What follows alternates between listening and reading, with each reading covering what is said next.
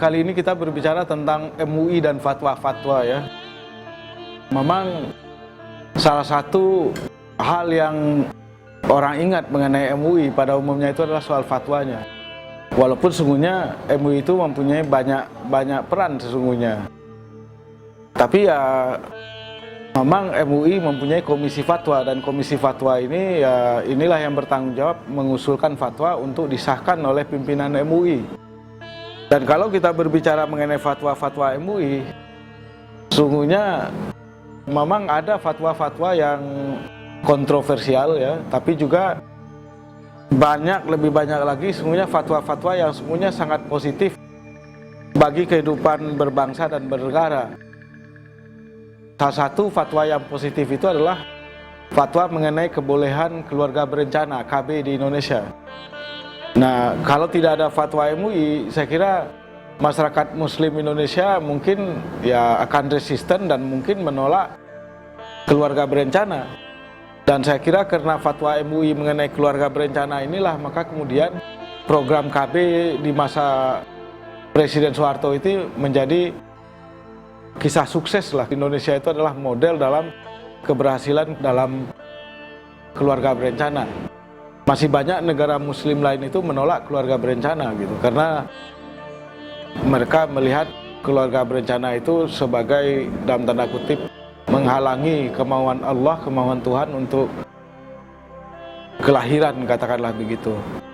Tapi juga ada memang fatwa-fatwa MUI yang kontroversial, misalnya fatwa tentang kodok gitu. Antara MUI pusat dengan MUI di daerah, misalnya MUI Sumatera Barat bisa berbeda dalam fatwa gitu, karena sering sekali dikritik, dan ini kemudian dikritik oleh orang bahwa fatwa MUI banyak sekali pada masa Presiden Soeharto itu adalah fatwa-fatwa untuk mendukung kebijakan pemerintah Orde Baru gitu. Jadi lebih berpihak kepada pemerintah daripada berpihak kepada umat gitu. Tapi dalam masa pasca Soeharto kemudian memang ada juga fatwa-fatwa MUI yang bermanfaat ya. Sesungguhnya bermanfaat terutama dalam bidang ekonomi Islam, perbankan syariah gitu ya. Dalam bidang ekonomi Islam itu banyak fatwa MUI yang bermanfaat, yang kemudian bahkan dijadikan landasan oleh pemerintah untuk merumuskan regulasi mengenai perbankan syariah dan berbagai aspek yang lain, termasuk takaful dan macam-macam, saham dan lain sebagainya, sukuk dan seterusnya, itu yang kemudian itu didasarkan pada fatwa-fatwa MUI mengenai bidang-bidang seperti ini. Walaupun pada bidang-bidang lain, bidang-bidang tertentu, misalnya ada fatwa MUI yang kontroversial, misalnya adalah fatwa mengenai Ahmadiyah, bahwa Ahmadiyah itu adalah aliran yang sesat, itu kan kira-kira begitu. Dan sering dikatakan orang bahwa fatwa MUI ini kemudian digunakan oleh kelompok-kelompok tertentu untuk menyerang, melakukan kekerasan terhadap Ahmadiyah, warga Ahmadiyah. Walaupun kemudian pimpinan MUI sendiri mengatakan fatwa itu dikeluarkan bukanlah dimaksudkan untuk mendorong orang melakukan kekerasan, tetapi jelas bahwa kelompok-kelompok seperti itu, kelompok-kelompok anti Ahmadiyah yang melakukan penyerangan terhadap warga Ahmadiyah di mana-mana, itu memang selalu mengutip fatwa MUI itu sebagai justifikasi bagi mereka untuk melakukan tindakan kekerasan gitu. Jadi ini termasuk fatwa yang kontroversial. Termasuk juga fatwa yang kontroversial itu adalah fatwa mengenai keharaman sekularisme, liberalisme, pluralisme.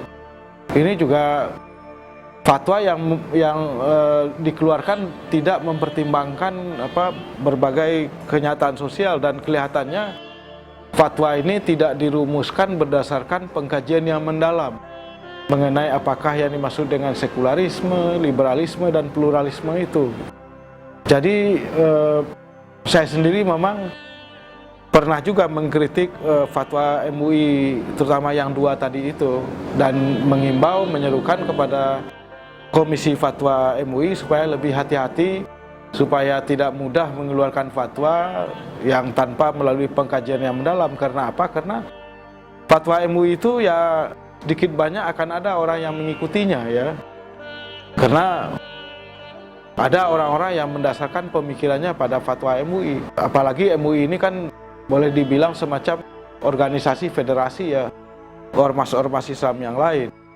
Walaupun MUI bukan satu-satunya lembaga atau ormas yang mengeluarkan fatwa, kita tahu bahwa ormas Islam yang lain juga punya lembaga fatwa yang juga bisa diikuti oleh umatnya. Misalnya NU punya Bahsul Masail, Muhammadiyah punya Majelis Tarjih gitu. Jadi saya kira bagus juga kalau misalnya MUI sebelum mengeluarkan fatwanya melakukan semacam sinkronisasi ataupun diskusi dengan lembaga-lembaga fatwa yang ada di dalam ormas-ormas yang lain, sehingga kemudian saya kira kemudian akan lebih menguntungkan bagi umat dan juga lebih menguntungkan bagi MUI, sehingga tidak muncullah fatwa-fatwa yang kontroversial tersebut.